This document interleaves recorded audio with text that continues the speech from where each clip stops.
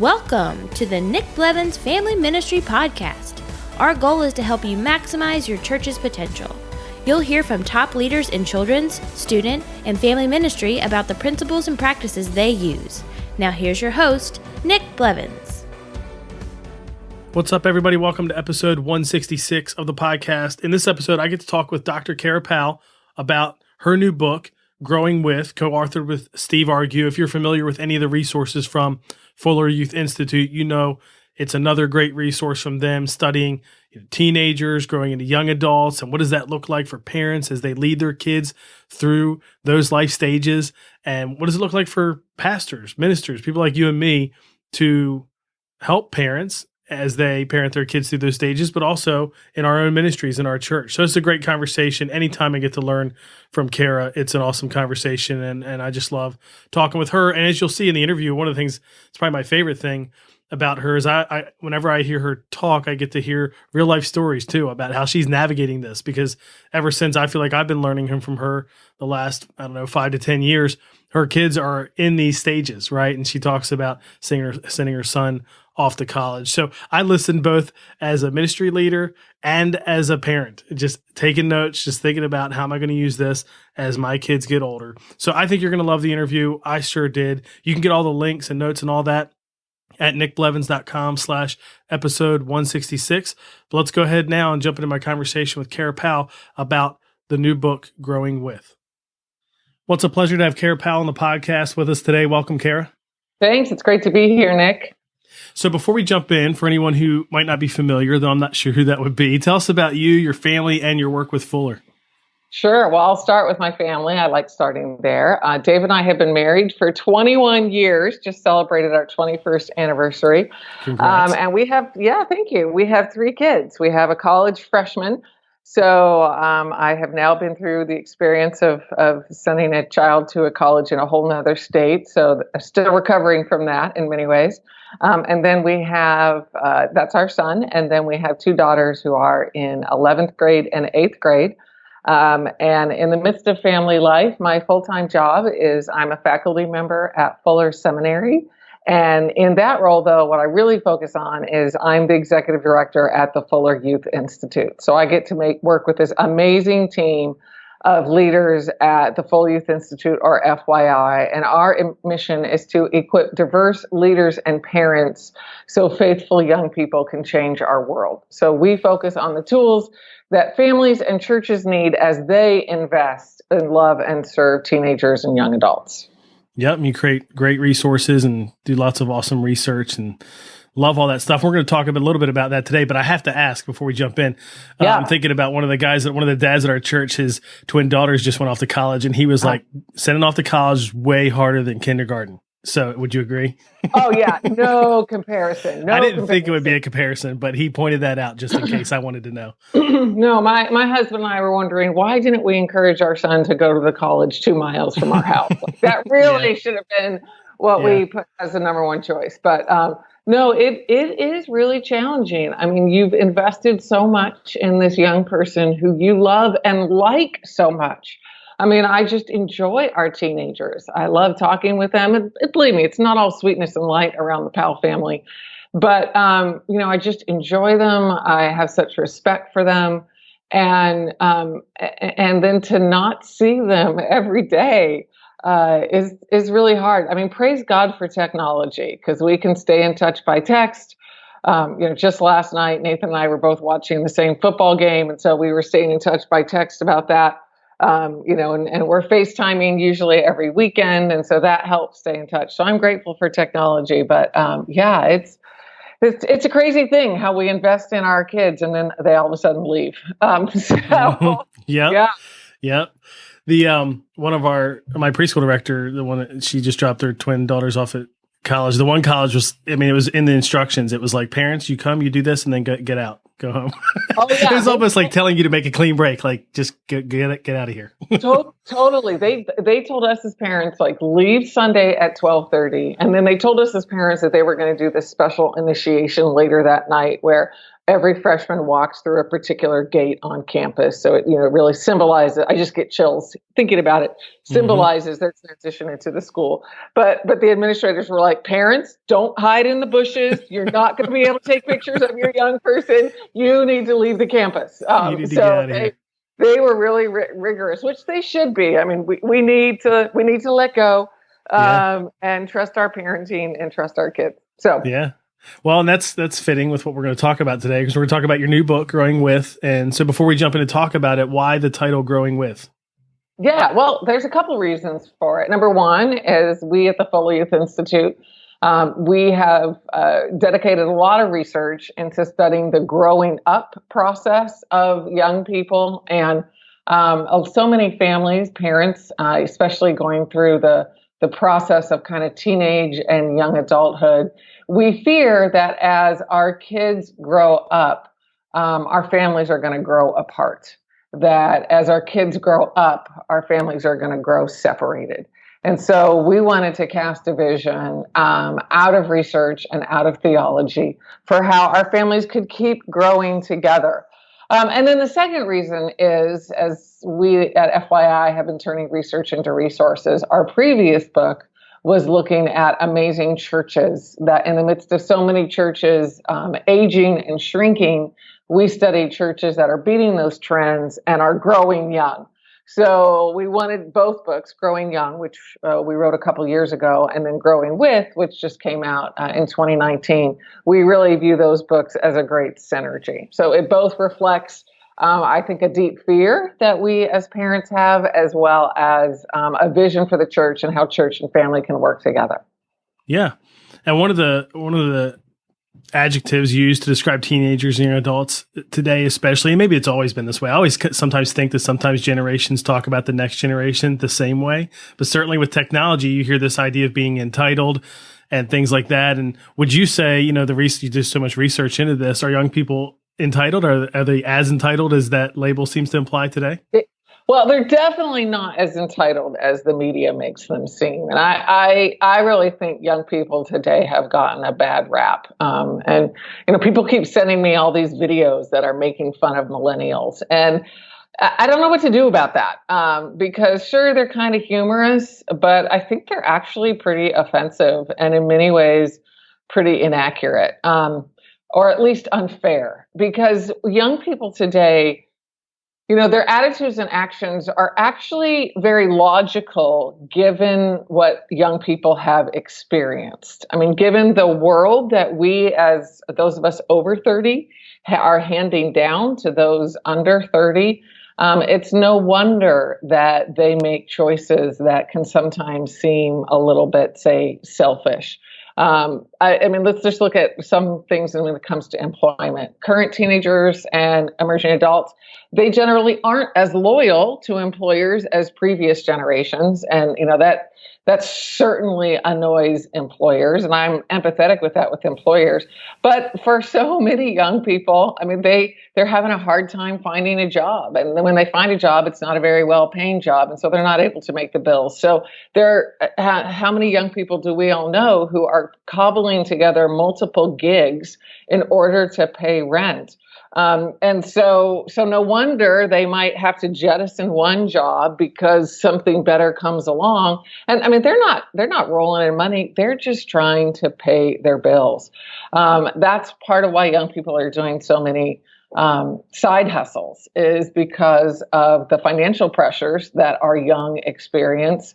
In the midst of any country's economic challenges, it's often the young who experience those challenges the greatest. So, I think part of why young people make choices that might seem short-sighted is because we, as those of us over 30, we are not walking alongside them and helping them process those decisions. So one of the key themes in our research these last number of years at FYI is, instead of judging young people, let's journey with them. And I don't think you can really journey with somebody if you're judging them. I think they're pretty mutually exclusive. And so, I think about how I would feel if I was a young person today. I'm not, by the way, just for clarification. I am over 30. And, if young I was is relative. to see how... Old is relative. Thank you. Thank you. It totally Thank is. you. All right. I'll receive that today, Nick. But, I think about how would I feel if the media was describing me this way, if my church was making jokes about me, if pastors were, making snarky comments about me, how would that make me feel about being in the faith community? Probably not very welcome. So, what I would say to leaders is before we, take an easy joke or make an easy joke at the expense of young people, let's look at why they're doing what they're doing. And let's think about how we can not judge them, but journey with them. Yeah, that's good. I attended the Global Leadership Summit this year at a satellite location, and there was the one guy who spoke on age demographics and stuff, and his organization does work with that, and I'm not going to remember his name. But I remember he was talking about I don't know if this is true, if this is from a survey or what, but it was like the people most judgmental of millennials were millennials. It was like there was a divide. Like if you were 30 and over millennial, you were really judgmental of the 30 and younger millennial. That's hilarious. And so that age, 30 and under, probably is part of the dividing line, and of where there is, like you were saying, they're struggling more, multiple jobs. I've heard it referred to as the gig economy. Yeah. Everybody's got gigs, but not necessarily full-time employment with benefits and all that stuff. And it was interesting to hear him talk about the differences just within the millennials. And he mostly talked about it as age and just where you are in life. Like if you're pretty settled, then you're maybe in this camp. But if things aren't really settled and you're younger, then maybe you're in this camp, which I thought was kind of funny. Yeah, well, and Nick, that is interesting. If you look at demographic trends in our country, I mean, this is census data. Young people today are getting married 5 years later. They're having babies 5 years later. And so, some of those decisions that traditionally have marked adulthood that used to happen in young 20s are now happening in later 20s. And so that makes kind of those middle 20s more of a time of exploration and considering different options, which, again, for those of us older, on the surface, that can look like flakiness or can look like indecision, but is actually kind of a logical and appropriate season of exploration. So, yeah. Now, how does that relate to religion? So, if everything you read, of course, is that the people that identify as no religious affiliation, the nuns are growing, and the younger it gets, the more extreme that gets. So, how is that changing their view and participation of religion? Yeah. Well, what you just hinted at is pretty much universally true in the research that young people, 18 to 29-year-olds represent 17% of our U.S. population. So if you're an 18 to 29-year-old listening, awesome, we love you. You're 17% of our U.S. population, but you're only 10% of U.S. churchgoers. And the nuns, which Pew Religious Forum has helped us understand better. And I always feel like I need to spell out nuns. It's not N-U-N-S. Yeah, it is a little confusing. N-O-N-E-S, especially in the context of religion. But the religious nuns, they've actually increased from 16 to 23% in the last 7 years, which is an enormous increase in terms of those who have no religious affiliation. And so, young people today are drifting from the institutional church, which I think it creates new questions for those of us who are in the church. In fact, I was just talking with somebody just this last week, and he asked a fascinating question. He said, let's look back the last 20 years from 2000 to 2020. And let's look at the changes that have happened in our culture from 2000 to 2020. I mean, let's just take technology and race, just those two areas. Let's look at the changes that have happened in the last 2 decades. Okay, now let's look at where we might be in our culture in 2040. And let's imagine what the church needs to be in order to respond to young people and our culture in 2040. And again, let's just take technology and race as two variables that have experienced quite an enormous amount of tumult in the last 20 years. So, all that to say, I think I'm an optimist. And so in the midst of some overall discouraging news, I mean, I see God raising up young people. I see churches innovating. I see churches creating and empowering young people and inviting them to really lead the church. But it takes courage and it takes a willingness to hand young people the keys because they're ready to accept those keys. They are ready to take those keys of responsibility and vision from us.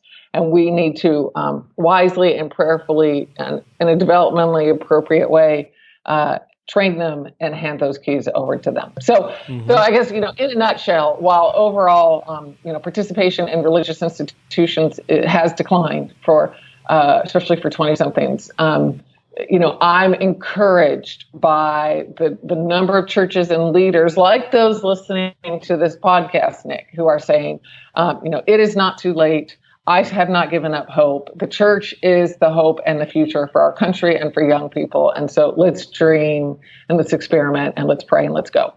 Yeah. In the book, you focus on like age 13 to 29. And most people think about that as teenagers and then young adults, but you kind of divide it into 3 stages. Why is that?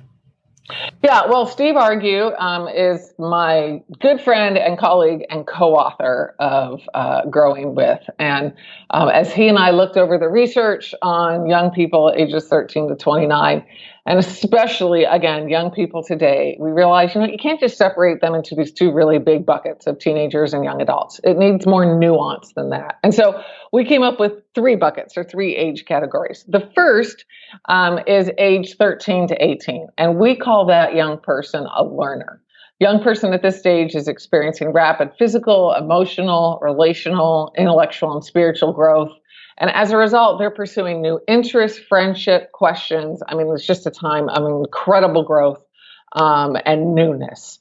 Sometime right around age 18, a young person transitions into being an explorer. That's our second category, an explorer, and that's roughly age 18 to 23. And we need to take these age delineations and hold them loosely. I mean, I know some 16-year-olds who are more like explorers than 19-year-olds, so it varies kid to kid. But Sure. But, an explorer is that 18 to 23-year-old age range, and they're often venturing for the first time away from home or home-oriented routines. They're excited about the future, yet they're unsure about themselves because there's so many routes for them to consider. If you think about GPS navigation, there's so many paths that they can possibly take that it can become a little bit overwhelming. And then right around age 23, again, hold that exact time frame loosely, an explorer transitions to being a focuser. And this is from age about 23 to 28, 29. This is where that young person is gaining a clear sense of who they are. They've made certain educational, vocational, relational, and spiritual choices that open up some opportunities and close others. Some feel really ahead or at least on track with their life goals, while others feel behind. And so, with each of these different life stages, then we need a different approach to parenting. Mm-hmm. So how about that? Because you have 3 kind of parenting stages that apply to these 3 things. So what are those? Yeah. So a learner, when your child is a learner needs a parent who's a teacher. And, so this is where just kind of think high school age, that parent is really hands-on and is especially focused. We recommend you focus on 3 areas: self-reflection, self-discipline, and collaboration. Now, then right around, age 18-ish, when that young person is transitioning from being a learner to an explorer, the parent transitions from being a teacher to a guide. And just like a guide, say, on a trail or showing you their neighborhood, tries to figure out like when you need more help navigating the terrain and when you can do it on your own, that's what you as a parent are trying to figure out. Like when that young person, when they've got it, and when they need you to step in. And, so it's hard. It's challenging. I mean, just yesterday, my son in college in a whole other state, he needed to order something on Amazon, a book. And for some reason, I mean, he's ordered plenty on Amazon, believe me. But for some reason, he was having a problem logging in. We love Amazon. And he was having a problem logging in. And so he asked me for, my password information. So this is all by text. So I texted it to him. And I, as mom, I got worried. Oh, gosh, maybe he needs this book in a hurry. And if he has problems with Amazon, what's he going to do? And so I said, hey, bud, that's not his name, but that's his nickname. That's what I call him. I said, hey, bud, just to clarify. I said, if you're in a hurry, you just let me know the book and I'll order it for you and send it to your dorm. And he replied back, he's like, no, Mom, it's okay. I got it. period. And I thought, good for him. I mean, that's his way of saying, Mom, back off. Like, I can handle this. I'm 18. I'm in college. And I was being what my brother and I, as we refer to my mom sometimes, I was being overly helpful. And, Nathan was appropriately saying, Mom, step back. So, just yesterday, I got a reminder that my own child is an explorer. And as a guide, I was stepping in, and he was like, he very politely said, Mom, back off. And I'm sure I'll do that multiple times. That's just beginning. Yeah. Oh, yeah. Totally. And then right around age 23, when that young person transitions to being from being an explorer to a focuser, then as a parent, you become a resourcer. And a resourcer, you are available to give your kid information. And the best case scenario, it's when the kid asks for it. I mean, that's what we heard when we interviewed amazing parents. Is sometimes they would offer resources, advice, perspective, but it was better by far when the young person asked for it. And so, one parent described themselves as like a library card catalog, where, they were just waiting for their kid to come search and ask them a question. Now, for your listeners who don't know what a card catalog is, it's kind of like Google. Okay, so if you're too young to know what a card catalog is, just harder to navigate. Exactly. Takes more time. Physical. Exactly. It's where you go. It's actual cards. It's where you go to ask questions. So all of this, Nick, what's inherent in this is that as a parent, you need to stay sensitive to how your kid is growing, and therefore how you respond, which of course creates questions for us as church leaders. I've been in pastoral ministry for 20 years. Now I'm a volunteer at my church in Pasadena. My husband, our whole family is very involved in our church. We love our church. I love thinking with the student and children's ministry team about how we can train parents. And, when it comes to that 13 to 29-year-old age group, parents really need help from their church to know how they can remain agile and responsive to what their kid needs at that moment and not get stuck in what worked last year, last month, or what worked with their previous child, which isn't working with this child. So. Yeah. And I think you probably experienced this, and this is a good reason. I mean, it's great that you wrote this book because I feel like one of the questions I get the most, I remember a couple of years ago at one of our student ministry fall kickoffs, we were sharing phase resources. Yeah. And we had all of that, and it was great. And, the number one question was, hey, I also have an adult kid. I need more help there. It was really funny. And then this year, I was at another church that and was actually teaching phase stuff in their main service. And I think I definitely got more questions afterwards about adult kids than I did, kids that the phase talk applied to. And so I was glad that there was this book and Jim Burns' book.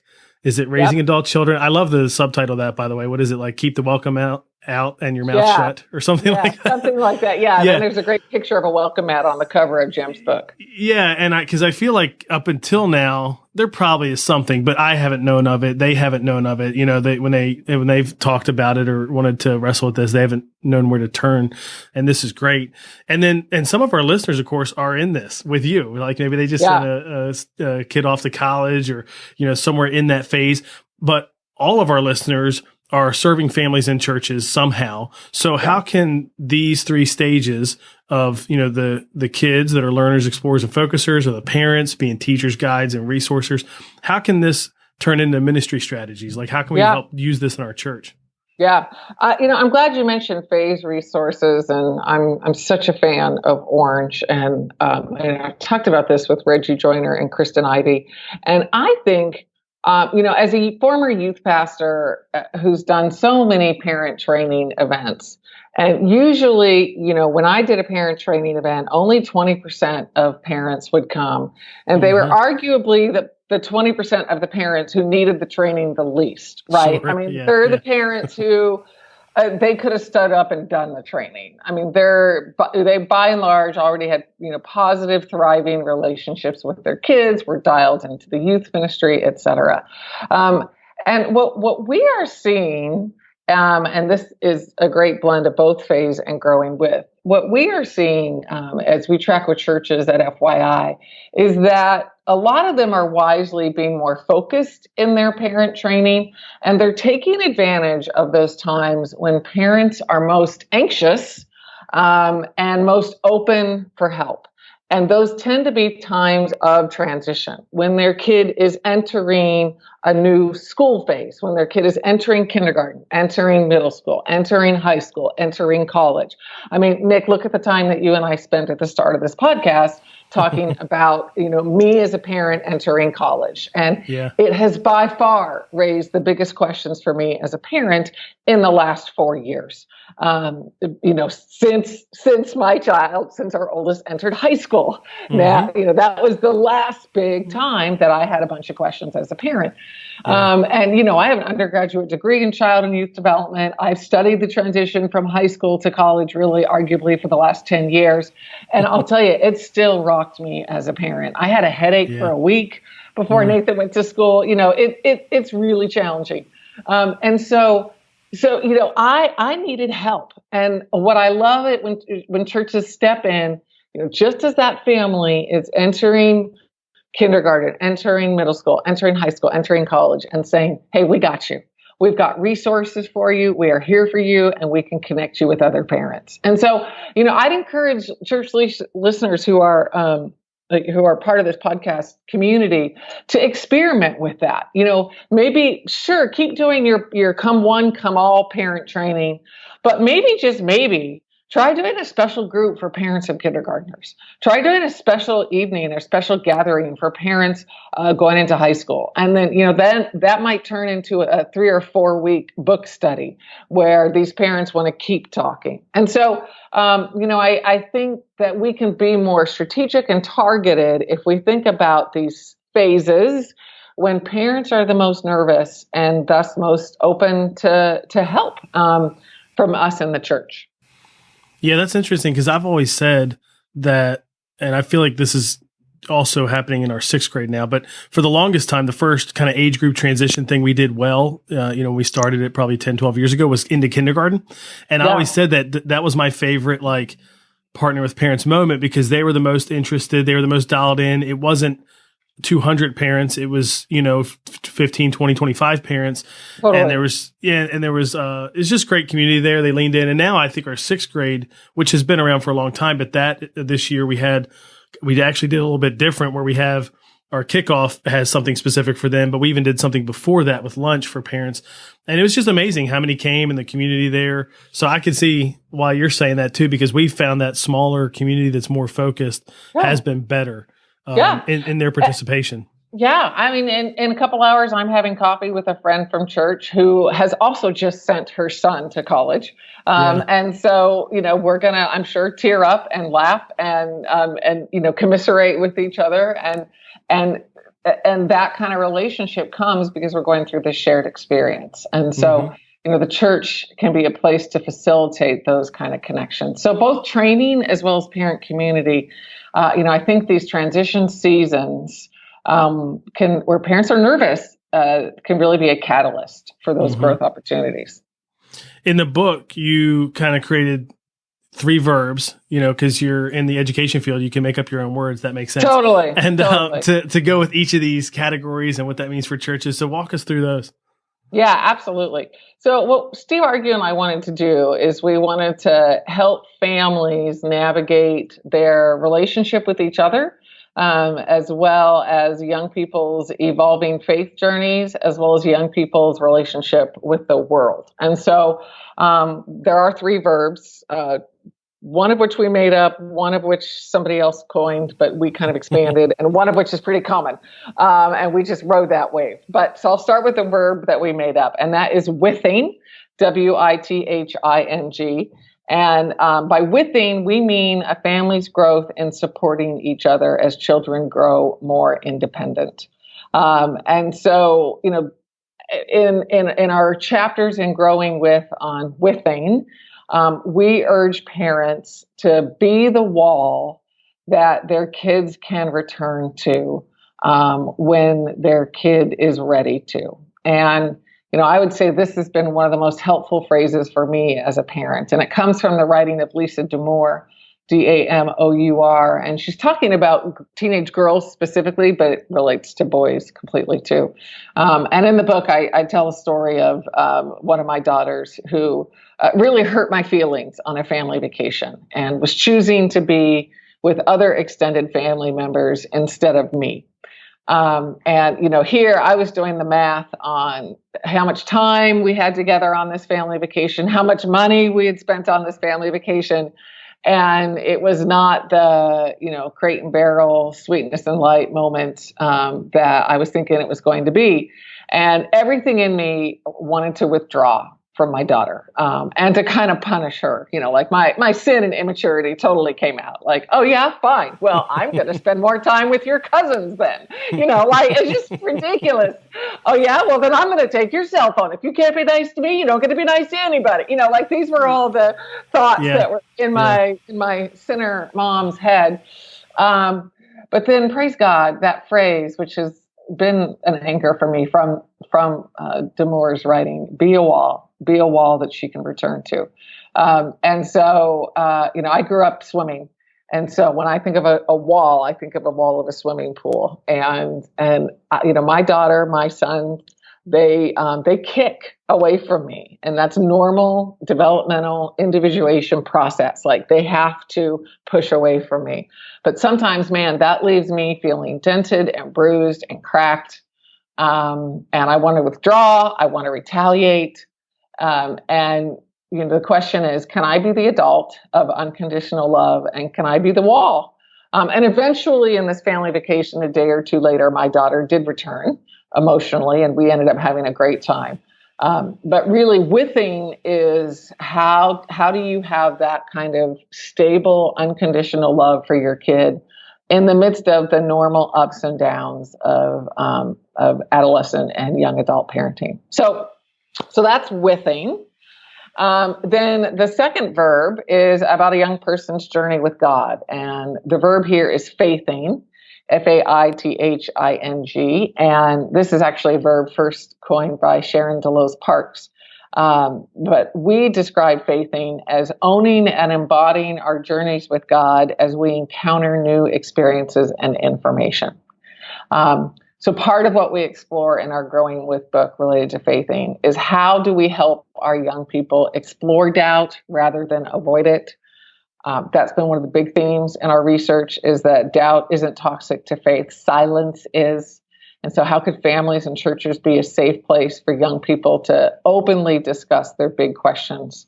And how can we help each person come to own their own faith? Again, with my 18-year-old, part of me wants him to have the exact same college faith experience that I did. And he's not going to. And even this morning, as I was walking and praying for him, God was reminding me of that I can trust my parenting, I can trust him, and his faith journey is going to be different. And how do I as a parent, through my prayers, through the conversation opportunities that I do have with my teenager and young adult, how do I help them experience and identify the spiritual journey that God has for them when they feel closest to God, how they can uniquely grow and serve. So those are some of the sorts of dynamics that Steve and I explore when it comes to faithing. Yeah, and in all of these, what I love about the book is there's very specific ideas too about what how do you do withing as a family and faithing to help them have a starting point and all that stuff, which is really good. Yeah, I'm glad you mentioned that, Nick, because a big part of the book was we interviewed over 75 parents who had been nominated as amazing parents by their churches, and these are parents of teenagers and young adults. So we have all sorts of ideas, whether you're parenting a learner, explorer, or focuser. Here's what this might look like. And then the last verb is the one that's most common, and we joke about quite a bit in our culture, and that is adulting, or rather #adulting. Which we define adulting as our child's growth and agency as they embrace opportunities to shape the world around them. And so we have one chapter just devoted to the relationships your young person is journeying through when it comes to adulting, both romantic as well as friendship. And then we have one chapter on vocation as well as service. And that was really, since this podcast is so full of church leaders, Nick, I will just say this, that was one of the really amazing highlights of our research over the last number of years, is for how many young people serving in church was an important step in their vocational journey. It was because they volunteered as a third grade Sunday school teacher that they realized they loved teaching. It was because they helped out in the church's cafe that they came to understand a passion for business. It was because they were involved in the church's technology somehow, that they ended up having a heart for using technology to spread the gospel somehow. And now they're raising support to do that full time. I mean, just young person after young person. And so, one of the big invitations out of both Growing Young and Growing With for us as church leaders is to think about the 13 to 29-year-olds we know. What are their areas of passions? What are their areas of gifts? And how do we hand them the keys of opportunity, influence, and leadership a little bit more so that they can serve more in our church, which it's a win-win-win. I mean, the church wins, they win, and we win as we get to see God work in incredible ways through young people. Yeah, that's great. I think the practical ideas in the book too is also helpful because for most parents, that's what they want. They do want to know the why and the what and what's going on and tell me what I don't see but can kind of sense. But then they also want to know what do I do about it. So I love that because a lot of times you don't get that. You get just the one side of it and you're not sure what to do. You're not sure what to do next. Yeah. You're like, I know more, but I don't know what to do with it. I'm still wondering what do I do this week? So that's great. You've already done this in this conversation, but one of the things I always enjoy when I hear you teach or host at Orange events and different things is I just love the stories you share about raising your own kids. I have so many of those, and my kids are 6, 3, and almost 1. So nice. I feel like I store some of these things away for the future. I remember years ago when you talked about texting with your kids and just how sometimes over text, there can be more of an openness and a vulnerability than there is in person. So there's just these little nuggets that I've learned from you over the years, from your own personal experience that I store away. And so it made me want to ask, and I guess we've heard a lot of it already, but how have you seen this on display personally in your life? And maybe we'll talk even more about your daughters who are in the younger, end of the spectrum, but tell us a little bit about how you've seen the research even play out personally. Yeah. As you were talking about text, we took our 16-year-old and 8 of her friends away for an overnighter this past weekend, which was super fun. I love parenting teenagers because I get to not only hang out with my kids, but their friends. And one of my daughter's friends had been texting her mom and sending her pictures of the time at the beach and stuff. And this friend said, my mom and I, we get along way better when we're not in the same house. Which I thought was, and a number of the teenagers laughed at that and could clearly relate to that, as did I, and my husband did also. Yeah, I was going to say, the mom probably agrees. She's totally. Amen. Exactly.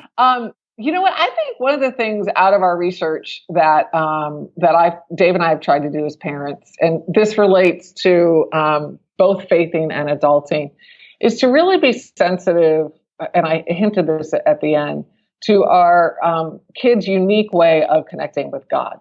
I tend to think that all people are going to connect with God and grow in Jesus like I do.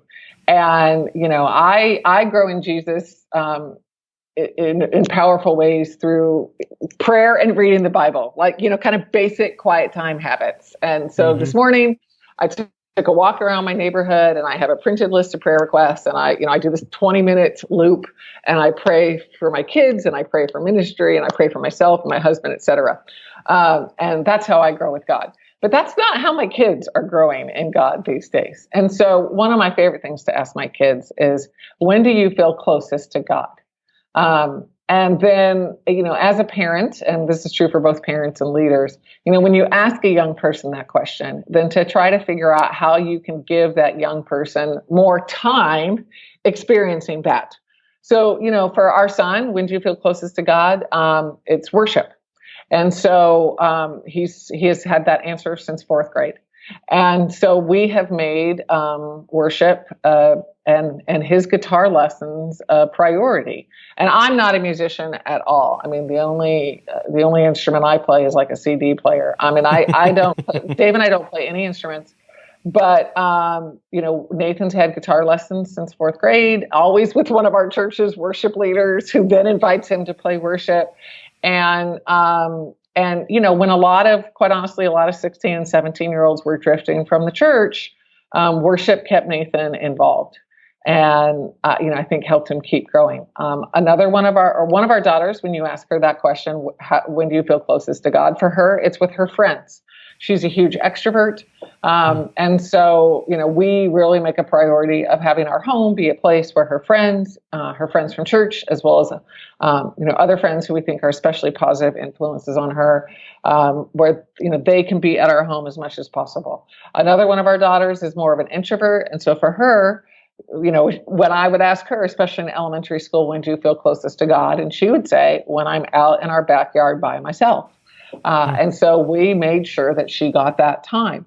So part of growing with our kids, and when I say our kids, I mean, whether it's your own child in your family or whether it's a child in your ministry or your church, is knowing their spirituality and doing what you can to support that instead of assuming everybody grows like you do. So that's something that I learned as a parent. And I wish I had known that better as a youth pastor. So, yeah. Yeah, well, and as a youth pastor, I mean, it gets in some ways more complex because there's more kids, so there's more to know. But which is why we need volunteers, and so that each volunteer can get to know kids in a way that we probably just don't have capacity to. The numbers just don't work. So, Yep.